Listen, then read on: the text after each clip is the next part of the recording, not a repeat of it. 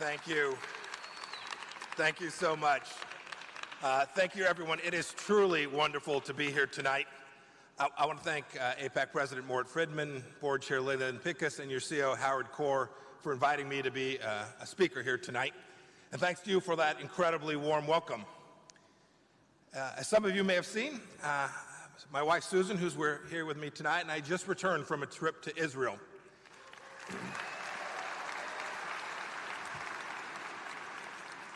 And we made a little news.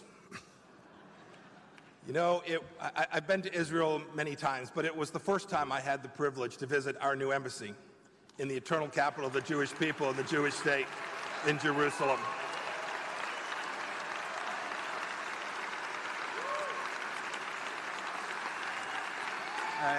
Thank you. It was incredibly moving to be there. I also became the first American Secretary of State to visit the Western Wall, and the first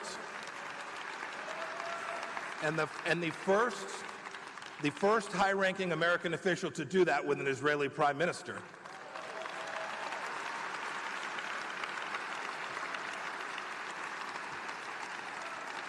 I then traveled to Beirut to speak with the Lebanese leadership about a big problem. The Iranian-backed threat of Hezbollah, the threat to Lebanon and to Israel, and we minced no words. And of course, it was a great honor to be on Israeli soil and to celebrate with Prime Minister Netanyahu at the very moment President Trump boldly recognized the Golan Heights for what it is, a part of Israel.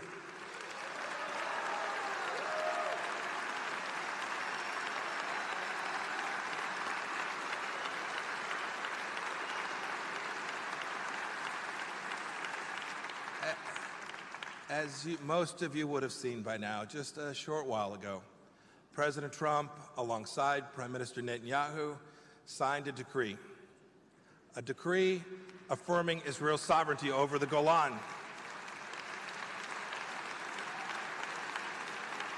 What a truly great 2 days for two great nations.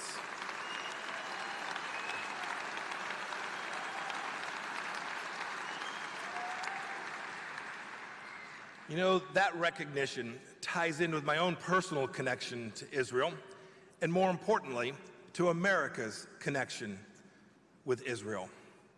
As a former West Point cadet and a former tank officer, I've had a chance, all right, for all you tank officers in the Army and the audience, I had a chance both while I was on active duty and while I was a student to study the great and historic tank battles that took place on those very heights. And it was really lucky for my family. On my first visit, I took them to the Golan Heights, and I had my son stand in each of the positions so we could feel exactly what it looked like to those soldiers on that day. My son reminds me it was muddy and wet, and his clothes were dirty, but he'll never forget the walkabout that we all took on the Golan Heights. You know, I mentioned this in my press conference that night with Prime Minister Netanyahu,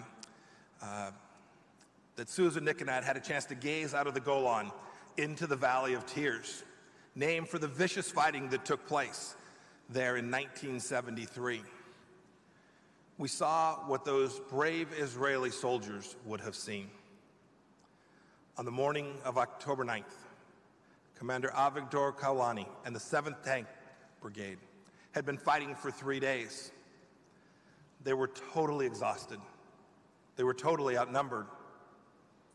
They didn't know what would happen next. Syrian tanks were indeed on the cusp of breaking through their lines, yet they held on. Just when it looked like all was lost, a miracle took place. Tanks, reinforcements swooped in, and the Syrians retreated. As the dust settled, the voice of General Kaulani crackled through the radio. You have saved the people of Israel. How can you not be completely awed by these brave men, their defense of the Golan Heights, and their commitment to the country? And how can we also not be proud here in America, proud to know that their relentless defense of Israel, of Zion, was aided by the United States of America.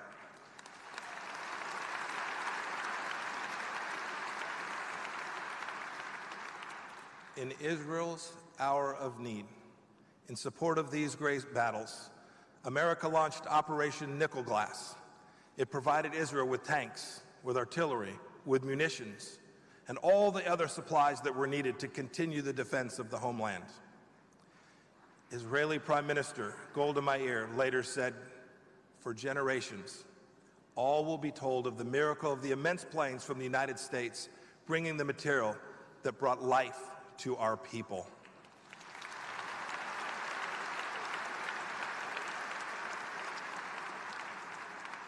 Without that battle at the Valley of Tears, and without the American support of Israel, there would not have been an Israel to recognize as the proper sovereign over the Golan Heights.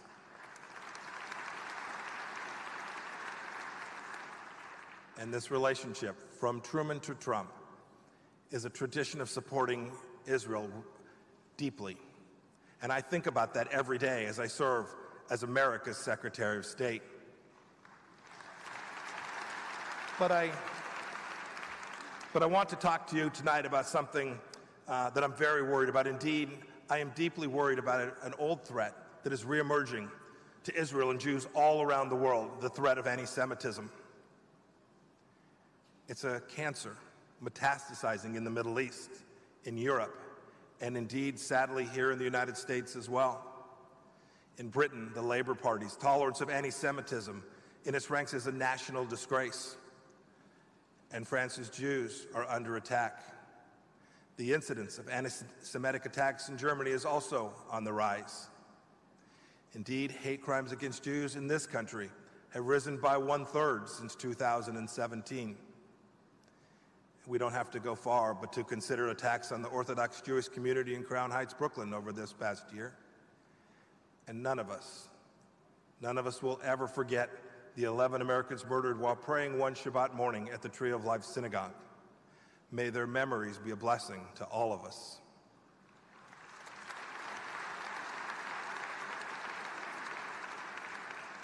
Every decent human being has the responsibility to fight anti-Semitism. It's an affront to religious liberty. It denies the rights of Jews to worship their God. It attacks what it means to be Jewish, ethnically and religiously. But Americans have a special responsibility to combat this scourge because religious freedom sits at the core of our founding. It's in our Bill of Rights. As the very first freedom, it's the essential freedom upon which all others that we enjoy here in America are built. And it's because I'm a champion of that religious freedom and because I'm an American that I'm here today to tell you the United States stands with the Jewish people and Israel in the fight against the world's oldest bigotry.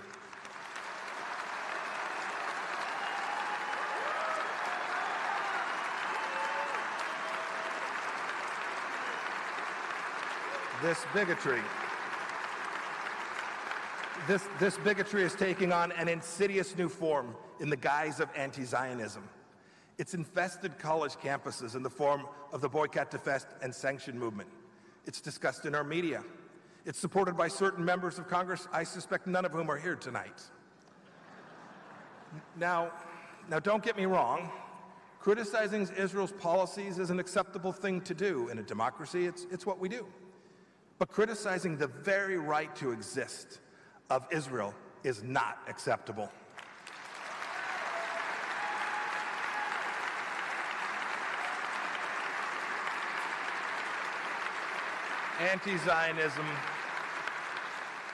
Anti-Zionism denies the very legitimacy of the Israeli state and of the Jewish people.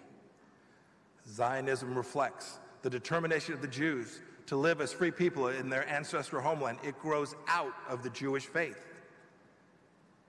Zionism was born in the Old Testament, crystallized under Theodore Herzl in the 19th century, and was realized in May of 1948. When David Ben-Gurion read aloud a Declaration of Independence proclaiming the establishment of the modern state of Israel. And yet today, only one country at the 192 United Nations has its right to exist routinely questioned. So friends, let me go on record. Anti-Zionism is anti-Semitism.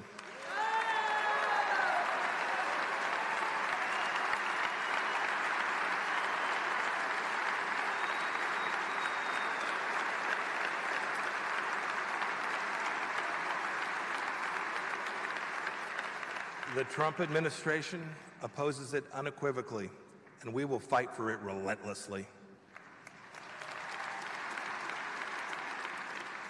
I want to talk about why anti-Semitism is on the rise. I have a few thoughts on the reasons. First, Western civilizations, and our youth in particular, are losing firsthand experience with the Holocaust and its survivors as the post-war generation dies out. I saw that clearly and thought about it on my most recent trip to Israel when I visited Yad Vashem. Second, professors teach our children that Israel is the epitome of imperialism. Third, journalists who help drive our public debate don't always take the time to consider facts or think critically. And I'm being polite.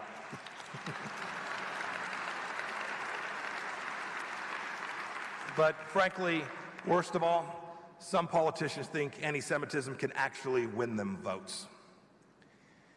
And we have to correct the record. We all have an obligation to do so, because Israel should be admired, not attacked, embraced, not vilified, and emulated, not ostracized.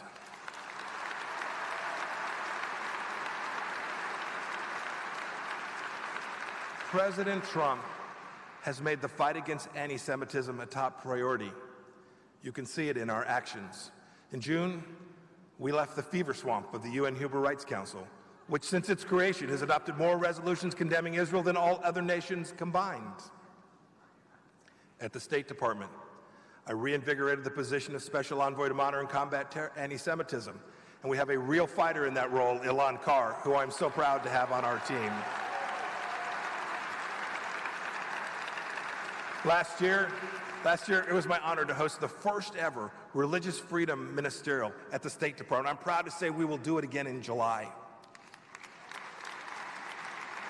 On March 15th, just a few days past, I took action to deter the lawless International Criminal Court from targeting Americans and Israelis alike.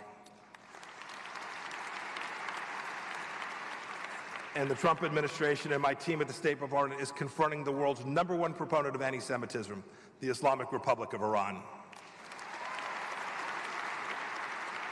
You've seen it, not just in promises the president made, in our actions. We pulled out of the incurably flawed Iran nuclear deal, which put more than $100 billion in the pockets of the Ayatollah and funded the Islamic Republic's violent quest for regional domination. In its place, we've enacted the strongest pressure campaign in history against Iran and its proxies, and they are feeling the pain. As I said a bit earlier, I was in Beirut less than 48 hours ago. There, Hassan Nasrallah, Hezbollah's terrorist-in-chief, recently begged for contributions from the very people in Lebanon that he and his Iranian masters have subjugated and terrorized. Hassan Nasrallah passing the tin cup is good news.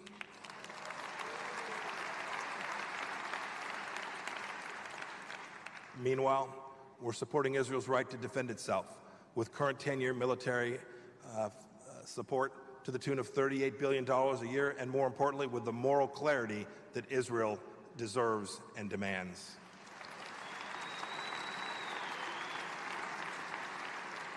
The list is long. Just a few weeks ago, we deployed one of our most advanced anti-missile systems in Israel, and you've seen the work of Mr. Kushner and Mr. Greenblatt and our team, hard at working, devising a proposal to help Israelis and Palestinians find a just and lasting peace. Importantly, too, my team is working to mobilize and rally nations all across the Middle East to find common ground. In February, our Polish friends partnered with the State Department for a conference in Warsaw. Over 60 foreign ministers attended, and Arab leaders from all around the world sat with Israel's leaders. It was truly historic. But uniquely, frankly, in spite of its historic nature, it didn't feel historic. It simply felt right. Jews, Muslims, Christians working together to defeat Islamist terrorists, defeat the vociferous anti-Semites in Iran, and protect each of our nations was the right thing to do for each of those countries.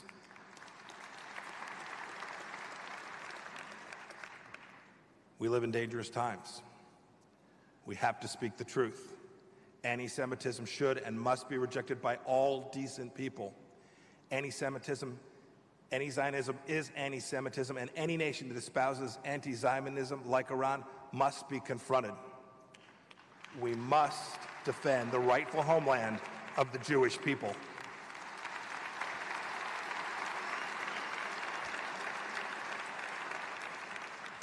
We must see to it that the old dreams of Moses, of Herzl, of America's poet laureate Emma Lazarus, who wrote the verses inscribed on our Statue of Liberty, never fades.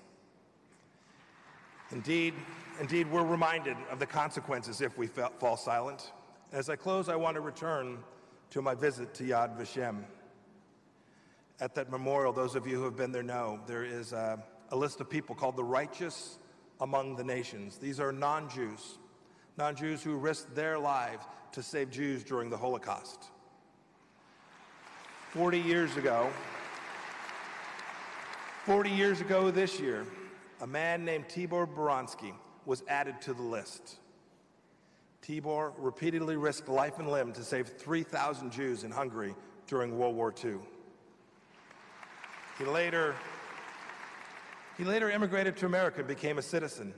He passed away this January at the age of 96. In the course of his heroic labors, a Nazi officer held a gun to Tibor's head and said the following: "Why do you, a Christian, help Jews?" Tibor answered, "You are either silly or an idiot. It is because I am Christian that I help the Jews."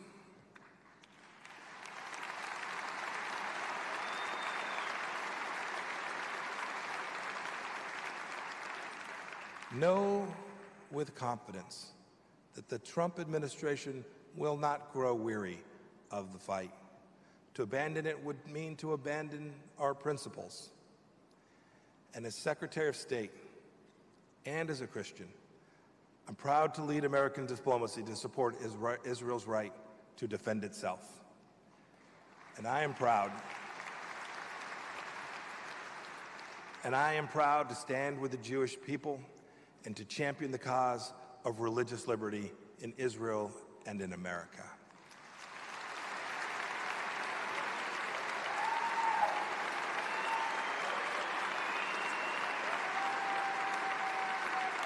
These are special times, amazing times, and I want to thank each of you, and may God bless each of you, Israel, and the United States of America.